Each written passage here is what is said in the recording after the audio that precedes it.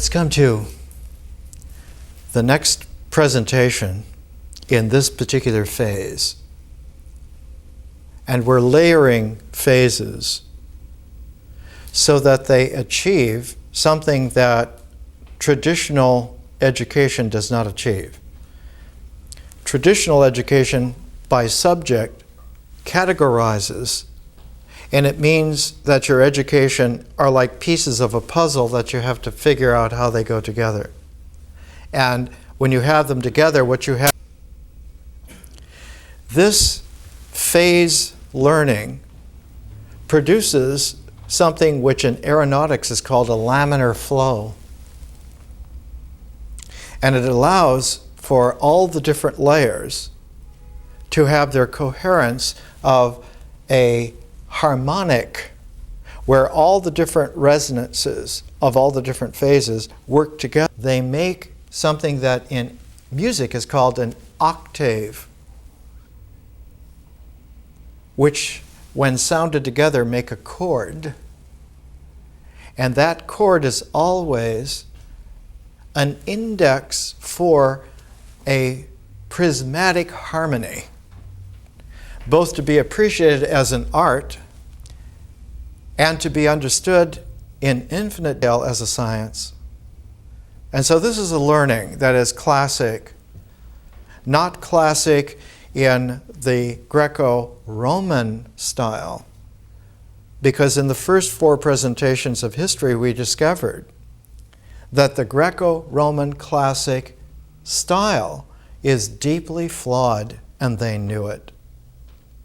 From Thucydides to Tacitus is 500 years. It's a cycle of the phoenix every 500 years.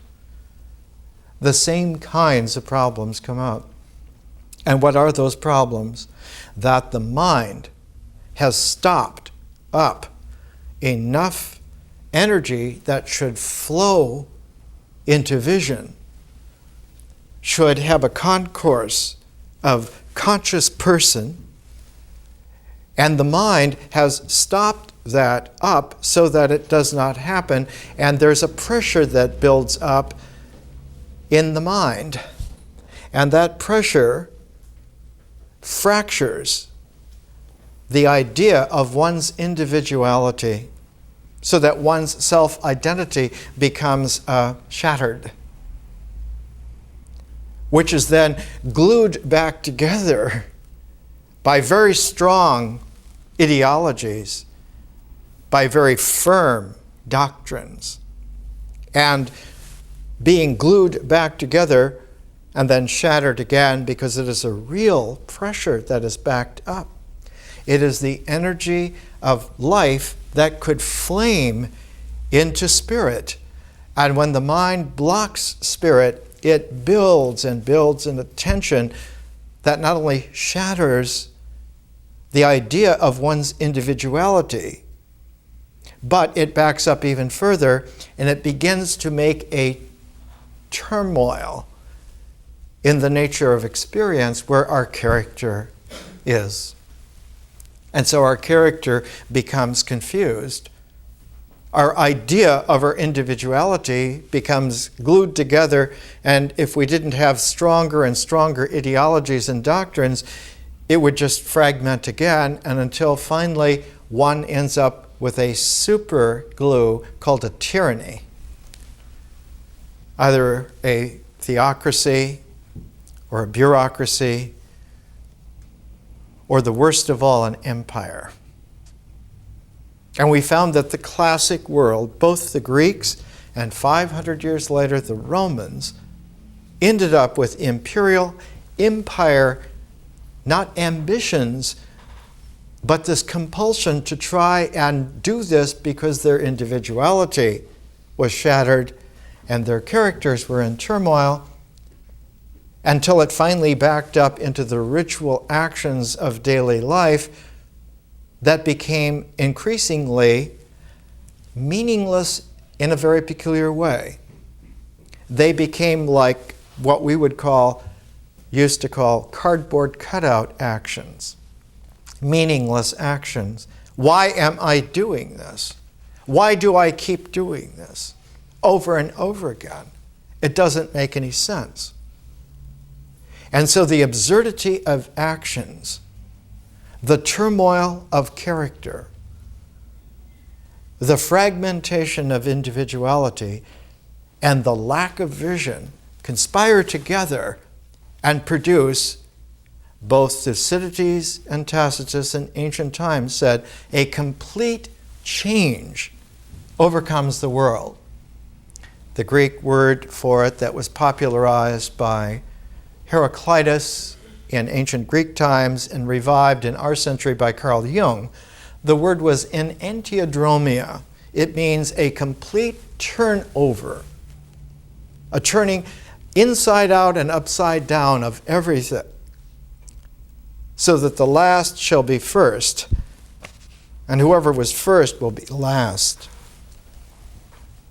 We live in a time, again, in the early 21st century, where this enantiodromia has occurred, and we have a crisis not only of our individuality, which is in shards, not only a turmoil of character, because it's almost impossible to get any kind of a consistency of daily experience in terms of our actual natural character. We have to pretend, or we have to adopt roles, or we have to stick to procedures.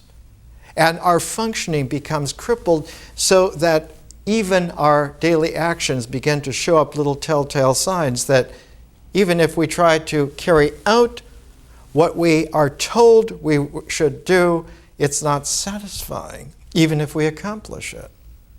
And so all these characteristics seem to come in cycles. Where are those cycles? Those cycles are in history. And so we're taking a look at history not as a subject. We're not interested in subjects at all. But we're looking at history as a process that has a laminar flow. And the first laminar flow that it's very similar to is vision. And vision is consciousness. But as history and vision flow together, there are two other processes that flow together. One is the process of nature, and the other is the process of experience. But while nature and experience flow one way, visionary consciousness and history flow the other way. So that when either vision or history come into play with nature or experience, they weave. And they don't weave like threads, but they weave like waves of dynamic. And so you get an interpenetrative dynamic that transforms both nature and experience. And consciousness will transform both nature and experience. But historical consciousness is a higher energy consciousness than vision. And when historical consciousness comes into play as a transforming energy, it tends not only to modify by transformation, but it tends to go even deeper, even higher, even wider.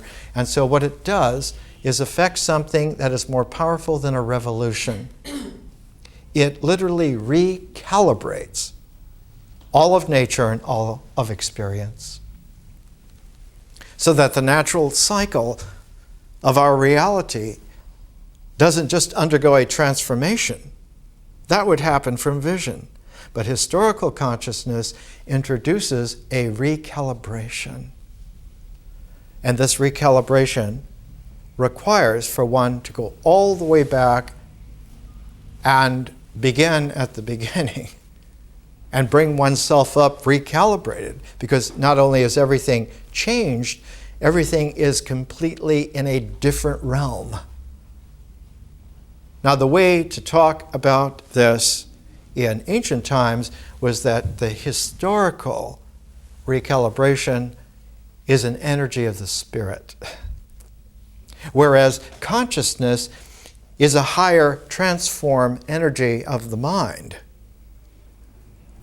And the easy rule of thumb the way to understand it, is that while visionary consciousness will allow for the emergence of a spiritual person, historical consciousness allows for the emergence of the cosmos. So that spiritual person and cosmos have a cognate resonance, but their resonance is not integral.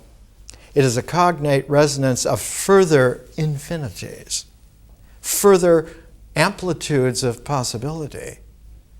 And so history becomes such a high-level dynamic that if it is not given its consonance with vision, there is no way that experience or nature can weave and interface in such a way that a recalibration happens. The failure to deal with history in reality has crushed every single civilization on the planet, because while vision has to do with person, history has to do with civilization. And a civilization is not a structure, it is a high dynamic process, highly charged. It is a recalibrating process. And this is why what comes out of history is the analytic exactness of science. Just like the person, the art of being a person comes out of visionary consciousness. The individuality in the mind can be understood because it's a structure. It's very intelligent, highly structured form. It can be understood. But the art of the person needs appreciation beyond just understanding. It requires something further, a further dimension. And so when we come to the historical process, it's like a 7-dimensional flow. And while the natural, intellectual, mental idea of oneself, one's self-identity, can align very easily with the ritual figurations of your body, the body instinctively knows that the spiritual person is supernatural and allows for it to have its own dimensionality. But the mind does not know this. And the mind must do a pivot within itself in order to look the other way. It's used to looking stereoptically out at the world to focus 2 eyes on things and make an alignment between things and the focus in the mind. And this is fine in nature.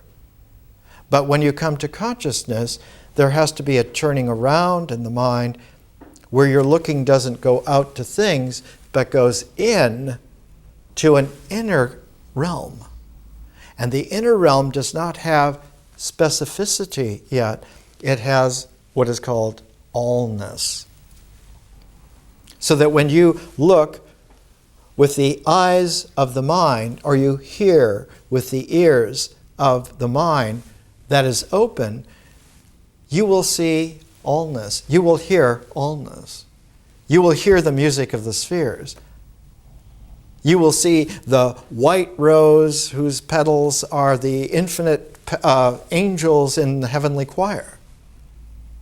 One of the most indelible images of this is at the end of Dante's Divine Comedy, at the end of the Paradiso, where Dante has been given several different levels of guides. And finally he comes to the ultimate vision in paradise of God himself. And when he sees at the end of the Paradiso, he has a special guide who is like a spiritual eagle. And if he looks into the eye of the spiritual eagle, he sees what the spiritual eagle sees. That spiritual eagle was always one of the 4 gospel writers, St. John. He was the spirit eagle. It's a very esoteric thing to be able to understand why it is that this is so. It is something that is not taught in subject categories in any school in the world, but has always been the secret tradition of wisdom traditions, not only in the West, but the West extending all the way to India. From Ireland to India is a calibrated spectrum, and its complement, ancient Iran and China and Japan, have their own way of approaching this and understanding it, and they form a great complementarity. What we are trying to do here in History 5, and we'll do it for 5, 6, 7, 8, because we take 4 presentations and we position them so that they eventually make a square. They make a frame, not just of reference, but a frame through which we can look. And our looking is such that the frame has a double possibility. We can look out at the world of nature with increasing penetration, but at the same time, we can look with increasing penetration into the inner world. And we see that allness is not just a bland allness, but has its own filigree of intensity, and that the spiritual energy of looking within, when one gets used to it more and more, instead of just seeing a glare of allness, one begins to see a scintillation of energies which show us the frequencies of the real. And we learn not only to look to see, but we learn to hear. And because sight is most often co-opted by the mind, the sense that is most easy to learn about spiritual innerness is hearing. The favorite phrase of Jesus was, "You who have ears to hear, let you hear." It is the hearing of the word, that is, the ability to hear inner language, at the same time to recognize that it is a recalibration of the world, delivers the world into a new kingdom, into a new dimension, because whatever power the imperial kingdoms of the world had, they only had 4 dimensions. Whereas the spiritual cosmos has at least 8 dimensions. Twice as many, and not just twice as many, it's not just an addition. Each of those dimensions transforms and then recalibrates, so that when you get to heaven, as a cosmic 8-dimensional infinity, one is already 4 orders beyond what the mind in its own natural subject category learning would ever have been able to conceive of. Now this laminar flow, if there are protuberances, and right now we have the space shuttle in orbit, and it works the same way, coming back in at hypersonic speeds, the air will flow in laminar layers, and if there's any protuberance, like a little bit in between the tiles of that fabric, even sticking up just a half an inch, it will create turbulence. And when laminar flows get into turbulence, what happens is not only a confusion, but downstream from that, you will get hot spots where all of a sudden you will have dimensional hot spots that you were unprepared for. And this is when people get freaked, or if it gets really hot, they get burnt out. So what we're talking about here is a kind of a spiritual physics in a way, not a metaphysics, because the metaphysics will always be a projection of the mental world. It is always limited by symbols. One asks, what is beyond limit? And the answer is not just unlimited, But in between limited and unlimited is a layered complexity of liminality. Now, one of the world's great anthropologists, Victor Turner, he and his wife, Edith Turner, worked in Africa and Indonesia for 50 years. I think Edith is still alive, maybe 60 years. Victor's mother was an actress in England, and when he was a little boy, he learned to put on little skits and to see human situations in terms of drama. And later on, when he grew up and became an anthropologist and went to Africa to study the Ndembo tribe, all of a sudden they made sense to him because he could understand the theater of their culture. The drama of their rituals was not at all like he had been taught in university. It was extraordinarily alive for those people, and because their symbolic sense was aligned in an indexing way with their real life, not rituals, but dramatic enactments, their minds were very pure. And yet when the European contacts came and told them, well, you are primitive, you are barbarian, you will have to change, you will have to go to school, you will have to not do tribal things, their minds became confused, just like the Europeans that went there to change them in very similar ways. Then they studied all kinds of cultures and they found that this was a universal thing. He's the one that came up with the word liminality to give us a freedom of interplay between what classically was a complete polarity, limited and unlimited. And that polarity was ascribed initially to Pythagoras, who would give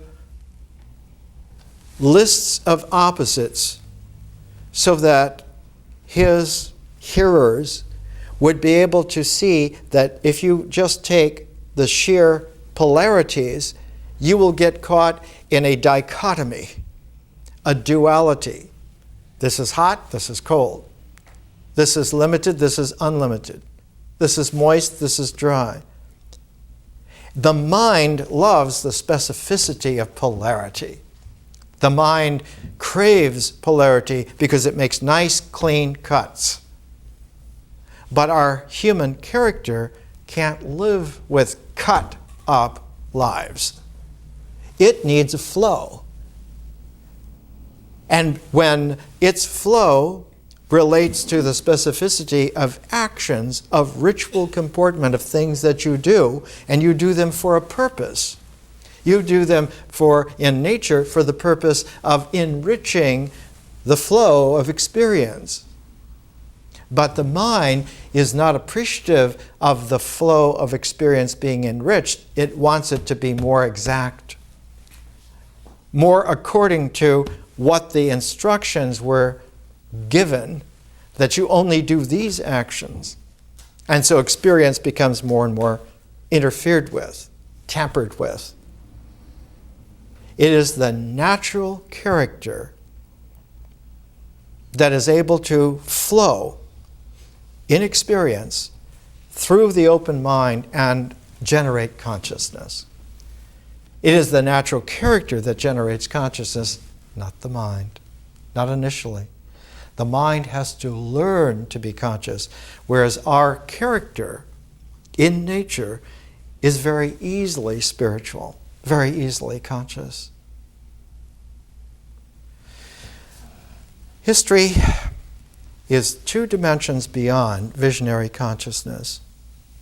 And what we're trying to appreciate here in History 5 is the way in which the ancient wisdom, which was forgotten for about 1,500 years, 1,200 years at least, how it was rediscovered.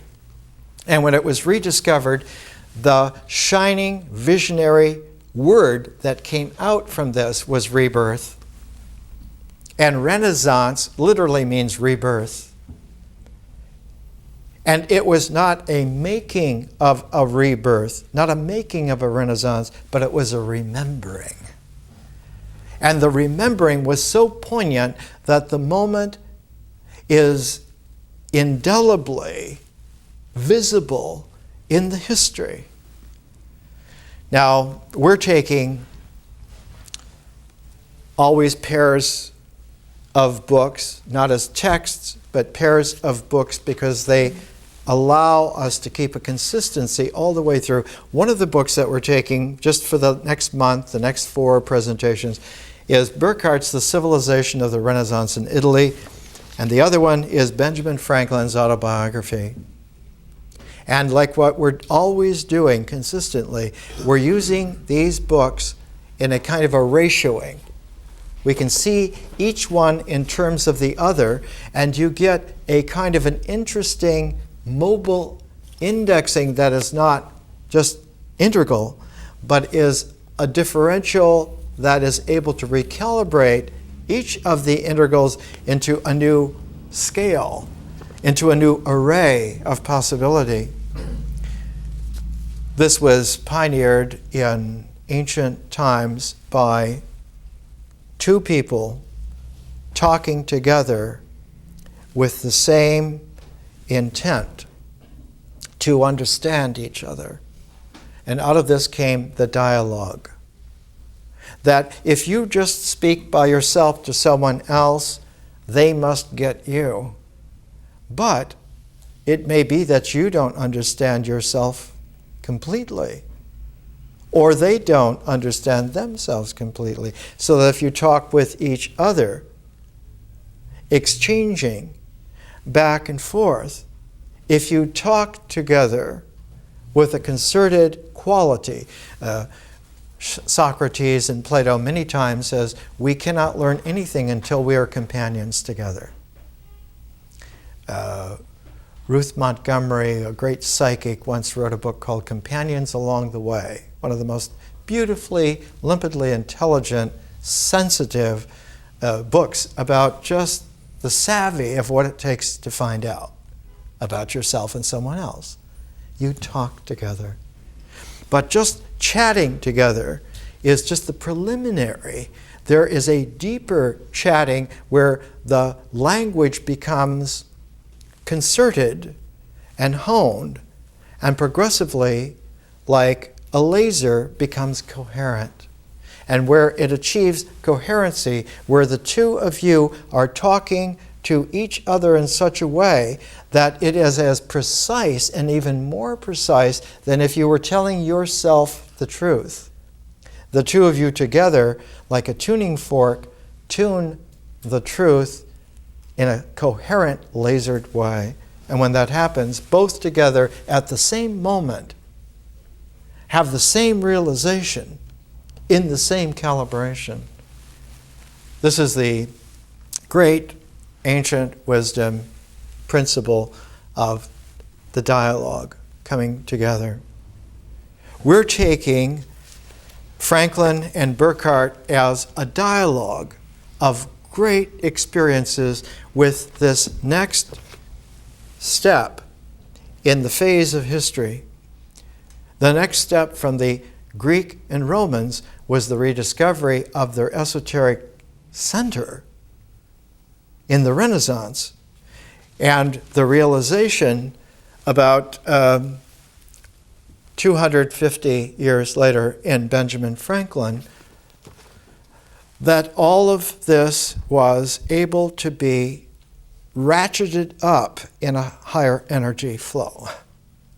That it was possible to do something not only that had been done in the esoteric core of ancient wisdom, but now was available for a much more expanded quality. And Benjamin Franklin is one of the greatest figures in world history.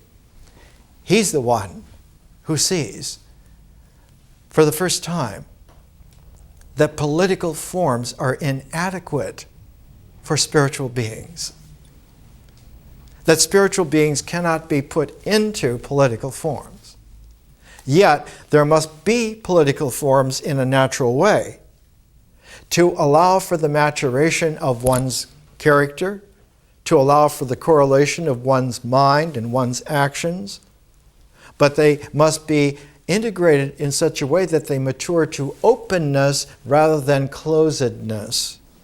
And if they mature to openness, not only will somebody special have a vision, and not only will the one bright person who did this have a vision, but if people do it together, they will have a communal vision together. And that's from this communal vision, new forms of humanity will find their expression. There will be an art to government rather than a political form to government. And governing will become an art of people who are conscious together. And out of this will come a new kind of history. It will come a kind of a history that delivers the reality of the cosmos rather than the authority of an empire. This is a very great difference. It's a watershed. It has become, since 1860 when Burckhardt first published his book on the civilization of the Renaissance in Italy, it's become fashionable for historians to poo-poo this and say, well, there have been many Renaissances. He didn't know what he was doing. He wrote about just one thing, and there are many. And yet, when you go back in a very high conscious way, you see that at the bright spot of each of the centuries just before the one that he singles out the 15th century in northern Italy. In just a few cities, Florence, Venice, Milan, later on Rome, but it's in Florence where the pilot light flicks on for the first time in over 1,000 years. And in Florence, it's a very particular man who lights that pilot light. His name was Marsilio Ficino. And Ficino came from a very interesting family. His family were doctors. And his father was the personal physician of the richest man in the world at that time, Cosimo de' Medici. And the de' Medici family, for several hundred years, had been developing banks all over Europe. They had banks in France, in the Netherlands, Italy, various places. So they were financing the new high medieval, new economics. Instead of the church owning all the properties and things, now there were mercantile firms that were producing things in a secular way and building money and building contacts. And it was the Medici banks that financed most of this at the time. And Cosimo was the head of this banking mafia. Ficino's father was his personal physician, but he was also always fending off all these other powerful men from other families. And one of the families took umbrage against him, framed him, got him exiled from Florence, and sent him off to Venice in shame and exile. But Cosimo was not a man to wallow in shame. While he was there, he began book collecting. All these fabulous manuscripts that were surfacing, and many of them because the ancient civilized center of Byzantium had fallen to the Islamic conquerors. Mehmed the Conqueror was relentless foe. The walls of Byzantium, there were 3 different walls. They were 20, 30 feet thick. And he just set up rows of cannons and year after year blasted them until they were in ruins, and then just walked his men over the ruins and took over the city. Meantime, all of the people who could fled Byzantium, and all of the people fled with their secret manuscripts. And of course, that, like any refugees, they needed money. And there was Cosimo buying them up. And one of the things that he bought for the first time was a complete collection of Plato's dialogues. And he wanted them translated by somebody he could trust was not going to manipulate the text. So he decided the only way he could make sure was to raise the translator himself, and he found that the young son of his personal physician, Marsilio, was a language genius, so he had him trained from youth to translate Plato for him.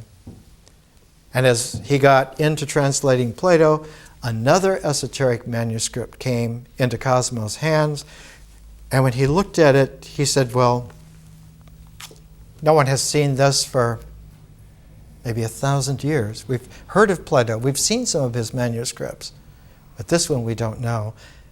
And it was the Hermetica, the Hermetic treatises. By this time, Cosimo was getting elderly, and he felt he was going to be dying soon. So he said, Marsilio, put Plato aside for a little bit. Translate for me the Hermetica so I can hear it before I die.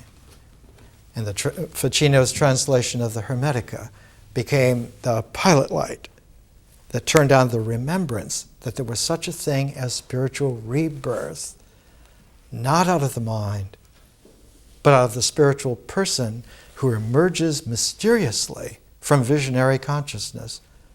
And that this was the energy that powered wisdom, not learning by the mind, but the prismatic lensing of eternity by the art of the spiritual person.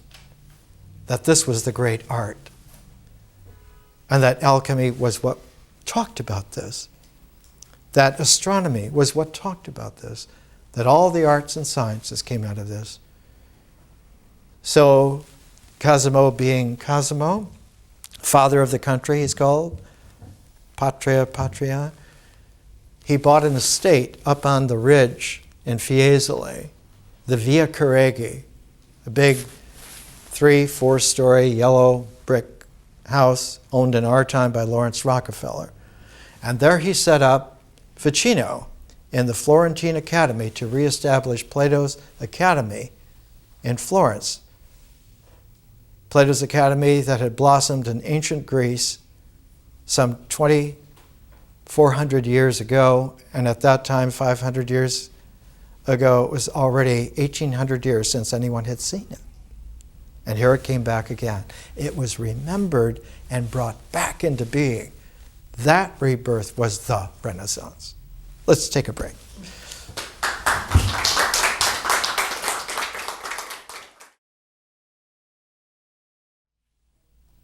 This is a portrait of Cosimo de' Medici.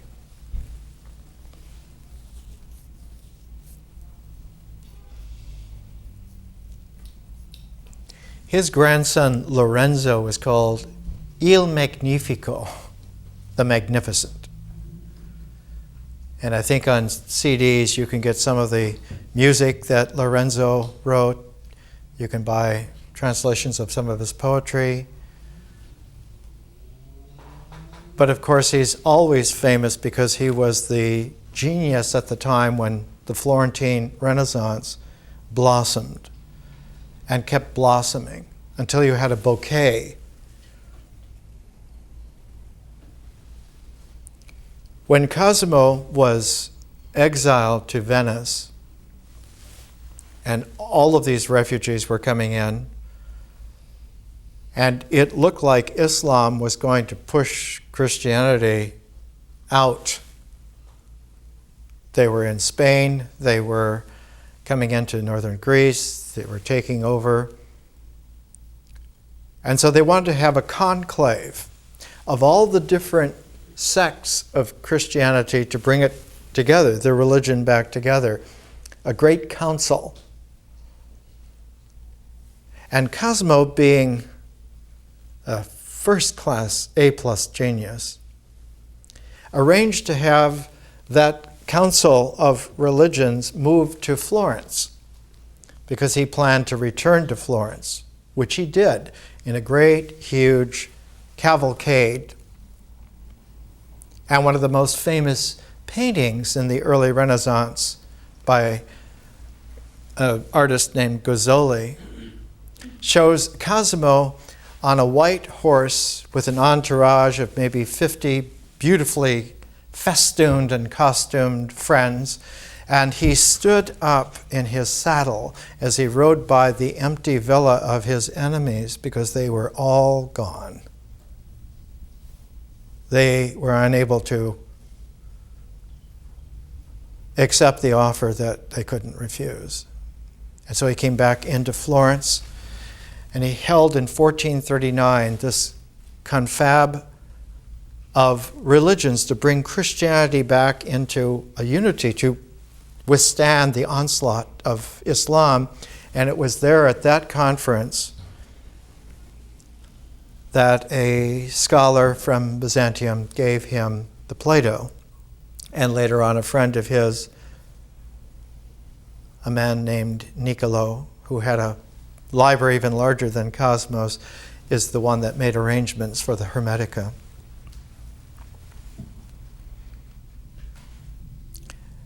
The Hermetica occupy an apex of the most powerful tradition in the ancient world. Its base goes back into the pyramid texts of Egypt, 3000 BC.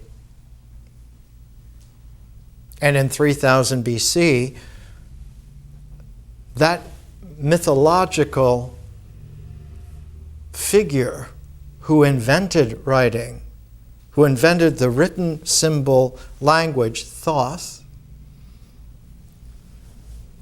for about 2,700 years, was the god of wisdom of ancient Egypt. But when Alexander the Great took over Egypt, as well as most of the cognate world, and planned Alexandria to be the new cosmic city for a one family mankind called the Ecumene, his descendants became the Ptolemaic dynasty in Alexandria. And it was one of the later Ptolemies who became enamored of developing very specially the ancient wisdom tradition and to transform it from an Egyptian Thoth into a larger Hellenistic Greco-Egyptian conception. And they found that there was a second greatest Hermes possibility, but it came from Africa. It came from the Nubians. And it is the black African Nubian wisdom tradition that makes the second Hermes. And this is in the time of the Ptolemies, somewhere around 200 BC. And this is largely lost in the Western tradition because of not paying attention to African wisdom and not really understanding what a wisdom lineage is. It doesn't have to be passed on like a baton in a foot race. When you develop your prismatic jewel of spiritual consciousness, you can read into the past and the future equally and see where it goes and how it is. Not only where the lineages integrally trace, but where the resonances are most likely, most probable. So a wisdom tradition is always lensed both forward and backward at the same time in a parenthetical quality. And the difficulty is if you depend on the mind, you get caught in the game of parentheses. So one has to put one's awareness into very high gear, into consciousness, and when you do, there is a 5-dimensional space that develops. You will see it in the iconography of sacred paintings, East and West, where there'll be this thought bubble around someone's head, if they're blessed. The sphere of the halo. That they move and think and have their being in a higher dimension than this world. They are at home in the supernatural, just as they are at home in the natural as well. But that space, that conscious space, is creative. The Greek word for that kind of creativity is poiesis, out of which we get poetry, out of which we get a poetic. And when you speak poetically, it transforms rhetoric completely out of its structure into a play form. And so one learns to sing spontaneous poetry, spontaneous hymns. And the litmus forever is that a spiritual being will be able to pray creatively, beautifully, spontaneously. So in the Hermetica, the very first of the Hermetic dialogues, because it's in a dialogue form, is called the Poimandres, P-O-I.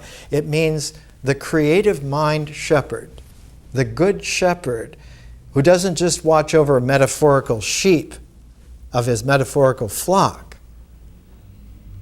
but helps transform them into those capable of instant poetic qualities, so that their prayers are spontaneous poetic hymns. Two of the greatest figures on this planet of all time who could make spontaneous poetic hymns to the divine were Milarepa and St. Francis of Assisi. Milarepa has 100,000 hymns, and Francis was the most beautiful spirit singer of his day.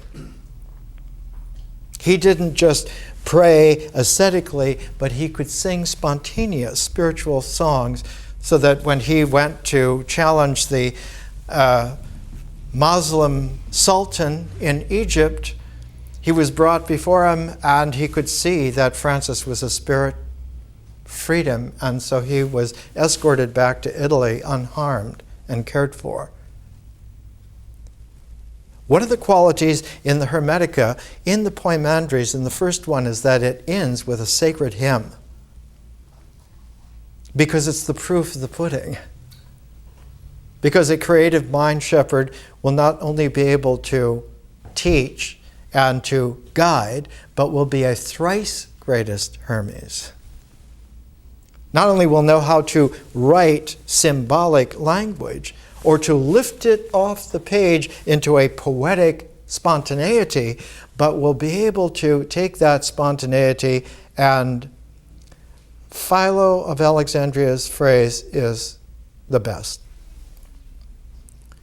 He says, someone hearing who has a spirit ear, hearing someone speaking who has a spirit voice, who has the spirit word, that person's voice will engrave in the sphere of the soul the language so that it is heard eternally. You don't hear it in time or limited by space, but you will hear it forever whenever you choose. Philo wrote that of the Therapeutai community outside of Alexandria, where the teacher at that time was the young Jesus, who always chose to go to a spiritual quiet retreat on the edge of a city, so that later on, when he went to Jerusalem and he wanted to be spiritually quiet to teach in a special way, he would go to the Mount of Olives, just outside of Jerusalem, which was that version of the Therapeutai community. And when the Renaissance remembered this in Cosimo and Ficino's time, the Via Caregi was the Mount of Olives, was the Therapeutai community for the city-state of Florence. And that's why the Renaissance was so powerful there, because it was a direct resonance in reality of exactly what it had been at its apex. And so Ficino, when he would be at Via Correggi, not all the time, he had a place down in Florence, and he used to teach in a couple of places in Florence, and we'll talk more about it next week. But when he wanted to be special, to have, as Philo said, a silence within a silence of phenomenal space, and within that, a silence of creative space, so that whatever would happen with an eternal indelibility.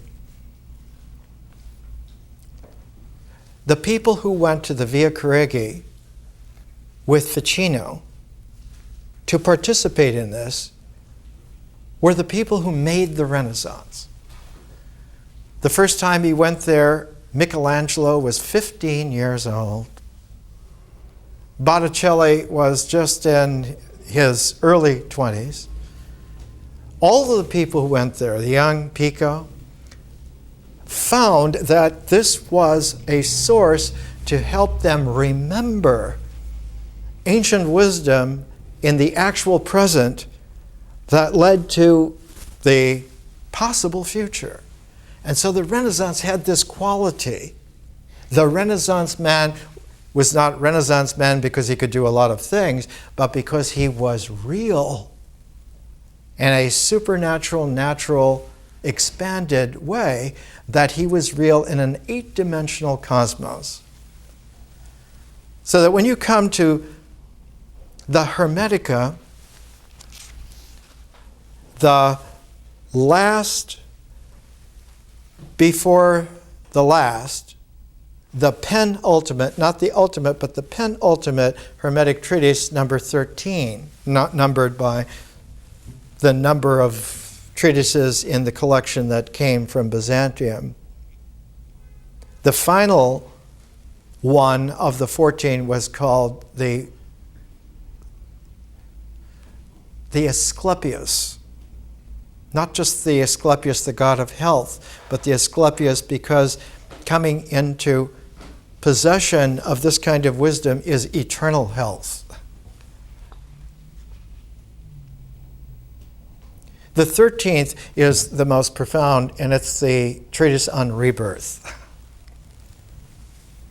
And it has, just like the Poimandres, it has a sacred hymn at the end, wherein the dialogue between Hermes and his son Tot, because it is always familial. Why is it familial? Why does one have a father and a son?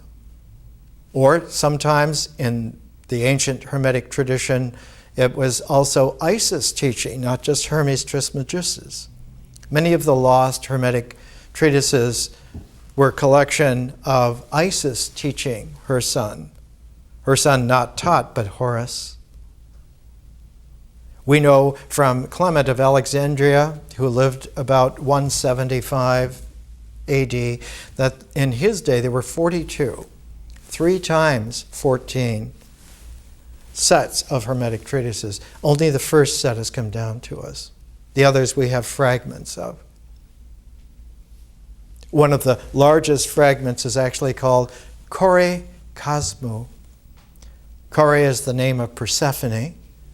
Cosmou is the cosmos, Persephone's cosmos. Perhaps the new planet that was just found, the 10th planet, will be called Persephone.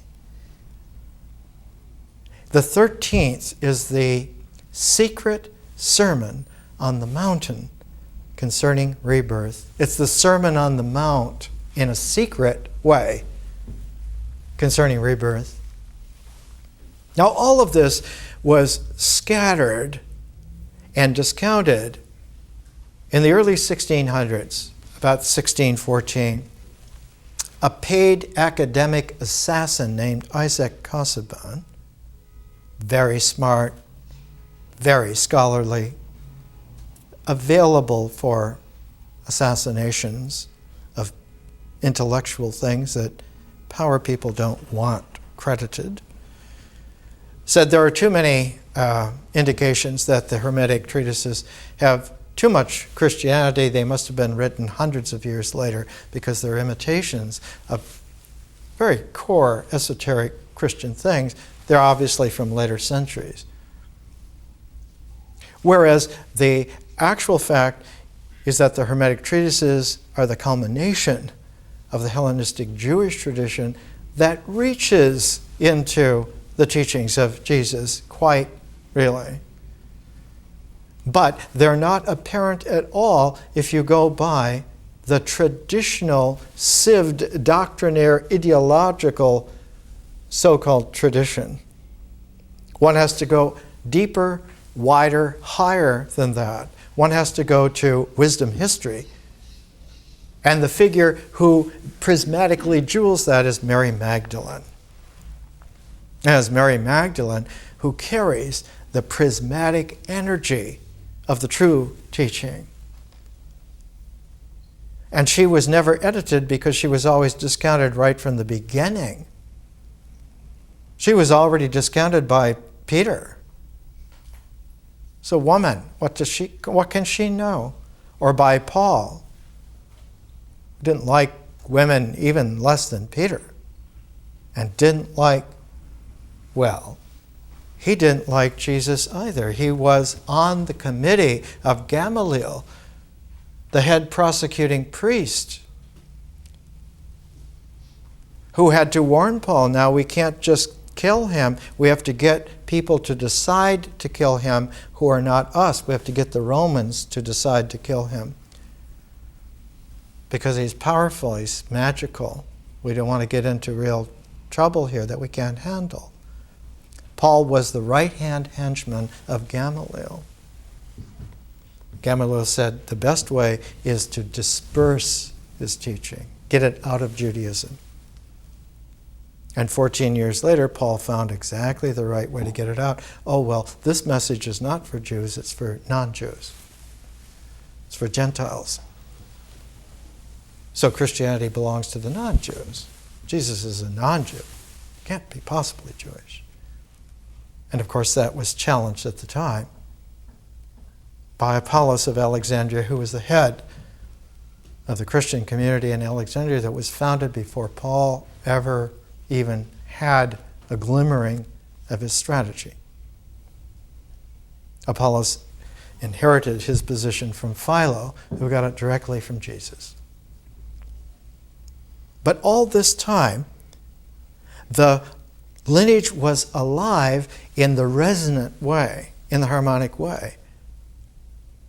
And the carrier of that in the deepest way was Mary Magdalene. And the Odes of Solomon, as we have seen in our vision, are most likely by her, and there are 42 Odes of Solomon.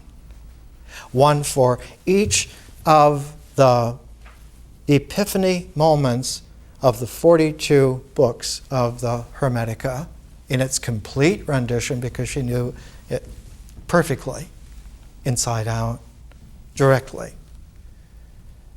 And one of the proofs of how good a teacher she was the one who raised St. John. When Jesus was there at the Last Supper, John was only about 11 or 12 years old. And you can read in the Gospel of John, in the Last Supper, where Jesus says, "One of you will betray me." And the beloved disciple puts his head on Jesus' chest and he says, "Lord, is it me?" Because he's not a grown man. He's still a boy. And at the crucifixion, Jesus says to him, "Behold your mother. You're going to be adopted." And he says, "Mary, behold your son." And it wasn't his mother. His mother was almost 60. It was Mary Magdalene. She was in her early 40s. And she raised St. John.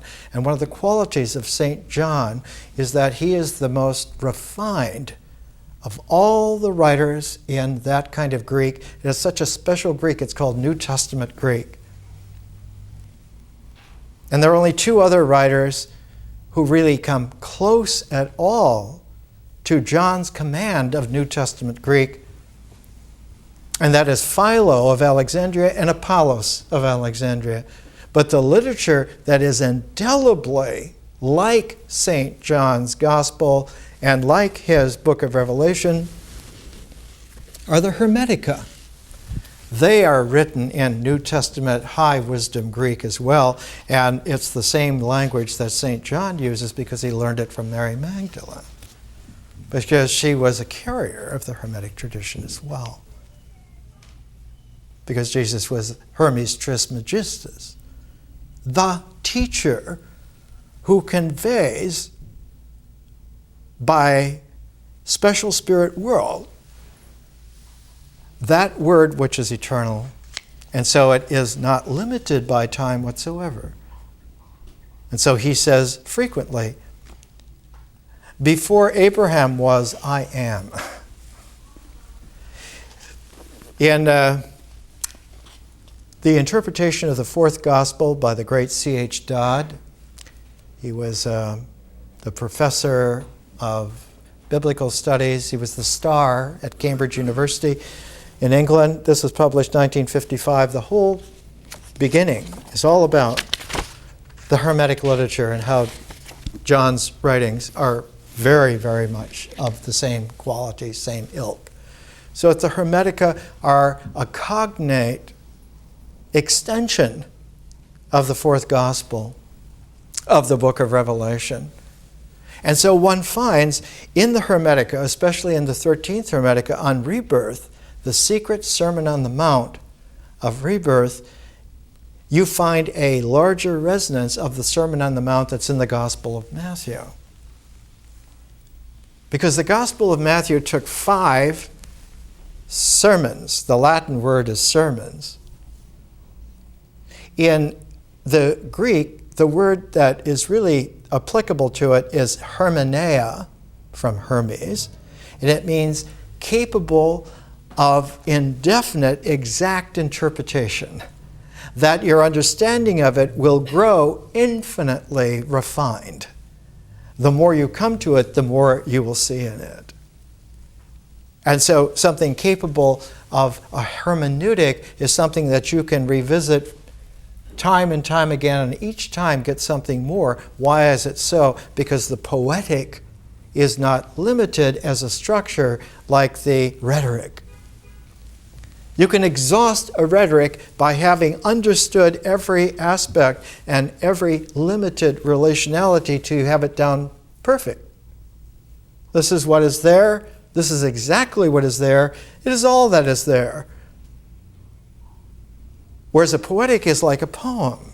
It's like a work of art. The more that you get to be able to appreciate, the deeper and the higher that your appreciation is able to go, the wider that your context is, the more one finds. There are any number of interpretations to the Iliad or to King Lear. You can never exhaust them. You can go forever understanding the same thing, because the rebirth Hermetic ends with one of the most beautiful of all of the hymns in ancient times. You can find this. There is an edition of the Hermetica. I brought a paper copy. I'm not sure where it is here. I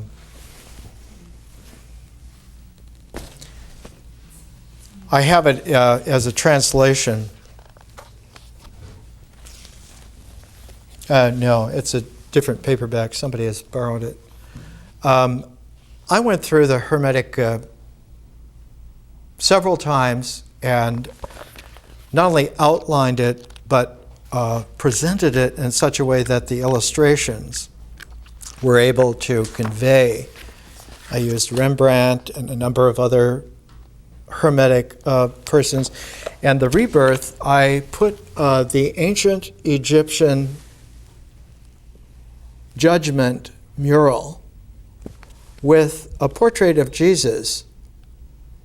That portrait comes from a great, huge chalice. It's called, in history, in modern times, the Chalice of Antioch, but was not made in Antioch. But it was found there. And I'll bring next week a photograph of that Chalice of Antioch. And on that chalice is a grapevine that goes all around it and shows the symbolic presentation of I am the true fruit of the vine. The ability to change the water of nature to the wine of consciousness, and to further distill the wine of consciousness to the cognac of the Lord of history, of God's heaven. And in that vine are all of the apostles, and center is a seated Jesus. A portrait of him, has no beard, does not have long hair, did not have long hair, did not have a beard, and was the most refined teacher, not only of the time and the era, but very close to being the most refined teacher possible. In the 13th of the Hermetica, here it is, reprinted. There are 4 volumes in the Scott edition, 3 volumes of commentary and 1 with the translation. Hermes has given his son Tut spiritual instruction for 12 of the treatises, and now the 13th is the one that is the culmination. The first treatise, the Poimandres, is the beginning, and so the mind shepherd teaches initially, and then the next 12 are the 12 disciples, the 12 apostles. But only 11 of the apostles were legitimate. The 12th apostle was a Judas. So the 12th apostle in the esoteric thing is someone who filled in the perfection of the 12th, and that was Mary Magdalene. She's the apostle to the apostles. So that Jesus begins it, Mary Magdalene ends it, but not ends it in a line, but makes the fullness of the parentheses. So that now you have not something that is limited, but you have a form capable of a harmonic resonance, can echo forever. This is how it leads up to the hymn. Father, I wish to hear that song of the Spirit's praise. I wish to make it mine in thought. Be still then, my son, and listen to the hymn of praise which is appropriate to the rebirth. I had not meant to make it known to you so readily. Let every bar of the universe be flung open to me, and let all nature receive the sound of my hymn. Be thou opened, O earth, and ye trees, wave not your boughs. I am about to sing the praise of him who is both the all and the one. Be ye opened, ye heavens, and ye winds be still. Let the immortal sphere of heaven receive my utterance.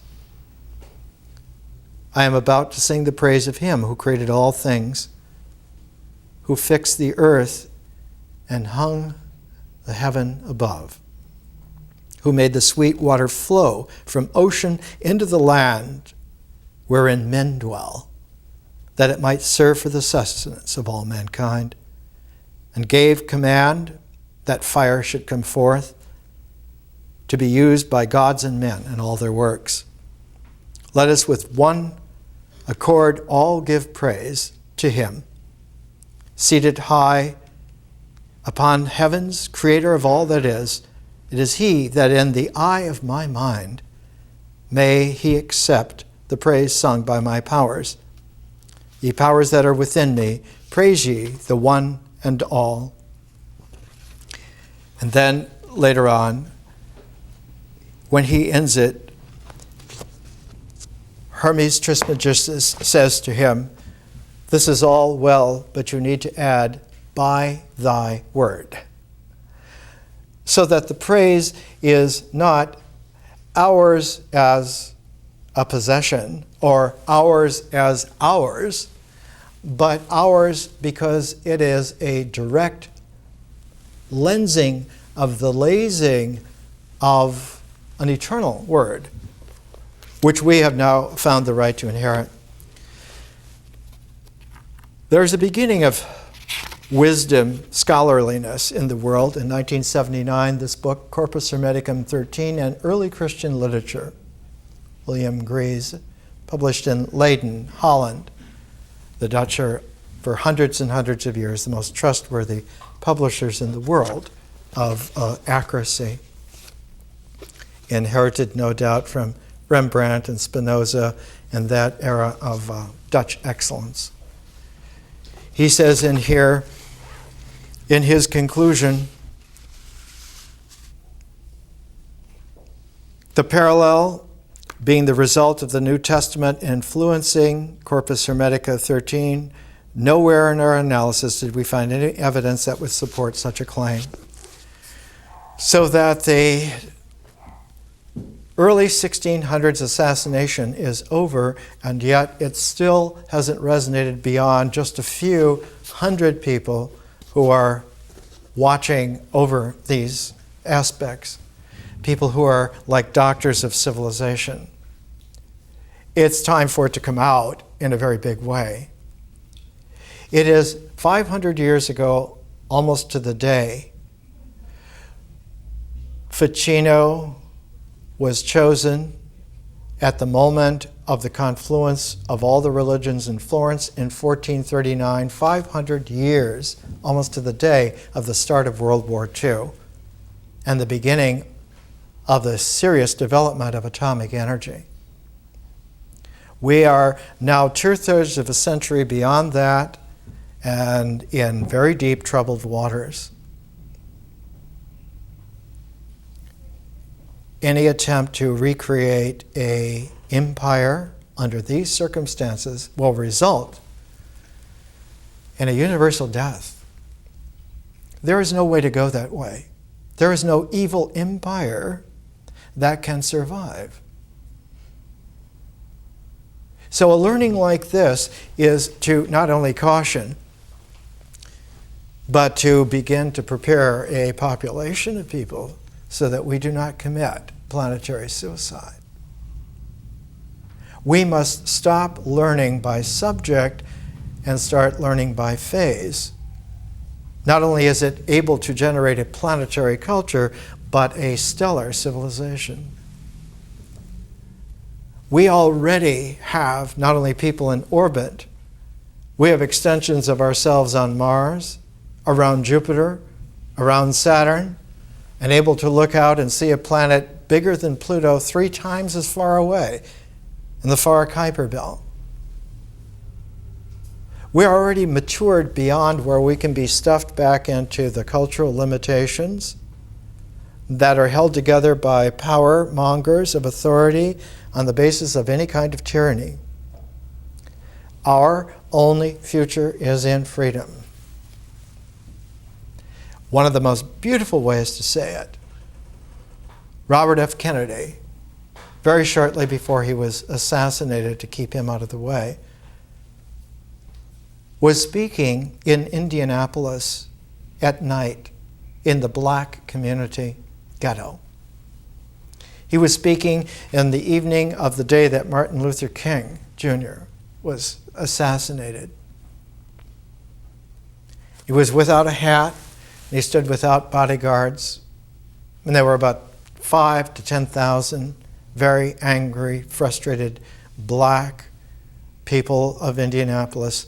And he said, like you, I have lost a family member recently to assassination.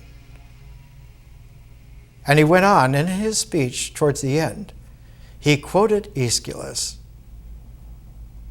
to this crowd who were by that time listening very quietly. He said, Aeschylus has said, if we turn into our anger, there will be no safety on any street in the world. We must change it through the courage that we can only have together. No man can do this alone. It is the community of all of us that gives us a chance. Men look at the world too often and say, why? I look at the world and ask, why not? Join me in that. And there wasn't a hand laid on him. There wasn't a word said. There was the silence of the communion of a people who understood they were being talked to in reality. That's a Hermetic America. More to come.